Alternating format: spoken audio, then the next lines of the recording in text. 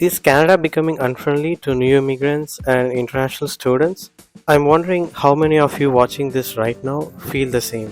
In this video, we will take a closer look at the changing social atmosphere in Canada, the reasons for those changes, and what we can do as immigrants to bring a positive change and preserve the country's welcoming and friendly nature. When I first landed in Canada in 2018, the first thing I immediately noticed was how friendly the country is, right from the immigration officers, the cops, people, taxi drivers, and even small business owners. This created a positive impact and a sense of belonging for me. I have mentioned this in many of my earlier videos as well. But right now, it looks like things have changed, and there are a few reasons why I feel this way, and I believe some of you would agree with me. That being said, this is just my personal opinion of how I feel about Canada's social atmosphere right now. I genuinely feel that it's crucial to take a closer look to get a clear picture of the economic, political, social, and other reasons that contributes to the social tensions or the rising unfriendliness. Let's get started. Number 1, affordability crisis. With the rapidly rising cost of living, it has become extremely difficult for Canadians to even survive. People are working multiple jobs to provide for the basic needs of their families. Many are giving up on healthy foods to avoid breaking their banks. On the other hand, Canadians are struggling to afford a home with the rising housing costs. Although the government has introduced some measures to help first-time home buyers and build new homes across Canada, the current supply of houses is very less compared to the country's population. This creates a sense of frustration and anger among the Canadians, which gravitates towards the new immigrants and students. But the thing is, these new immigrants and students are equally affected by the affordability crisis, and some are being exploited by landlords. This creates tensions on both sides, and there are people who argue that the influx of new people into the country aggravates the economic issues in Canada. Number 2, less job opportunities. Some Canadians argue that new immigrants and students take up the majority of jobs in Canada, leaving nothing left for the Canadian population. These new immigrants are ready to take the minimum wage and don't often negotiate wage increases, making the job market too competitive. Although all the Canadian provinces have set a minimum wage, I have heard stories of some students working for cash way less than the provincial minimum wage. This not just weakens the economy but also creates a frustration among the Canadians who want to earn the right way. On the other hand, many businesses owned by immigrants hire new immigrants or students from their home countries, thereby not providing equal opportunities for all Canadians. All these factors play a major role for the increasing unfriendly nature of Canadians, often leading to scapegoating of immigrants. However, these are very complex issues and cannot be attributed solely to immigration. Number 3, social behaviors of immigrants and students.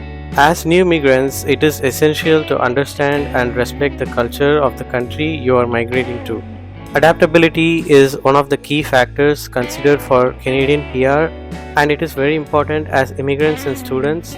We need to be able to adapt and follow the rules and regulations of Canada. I have seen the majority of immigrants are kind, compassionate, and follow the rules. However, some people, as exceptions, find it difficult to adapt, or they do not wish to follow or display good social behaviors, such as stopping at a stop sign, holding the door for a person behind, smiling and greeting people on the streets, or even a simple act of saying thank you. As an immigrant, I think it is very disrespectful to not follow or align with the culture and the social nature of Canada, and this creates some frustration towards new immigrants.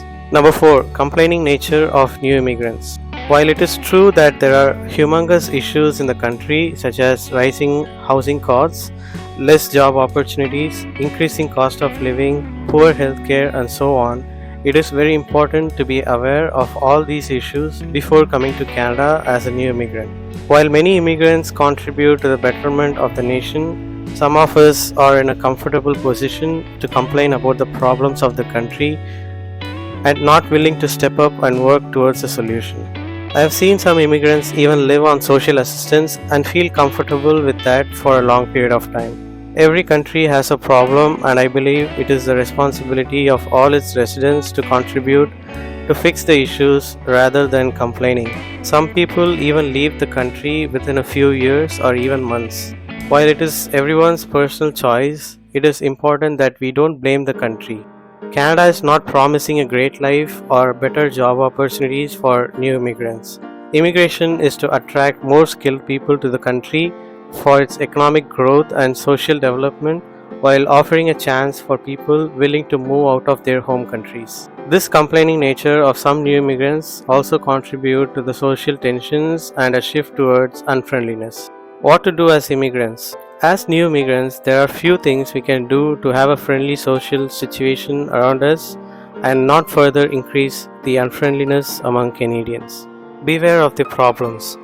It is essential as new immigrants to be aware of the problems and crises Canada is facing before even thinking about migrating to the country. Compare the social, economic, and political situation of your home country with Canada and make an informed decision.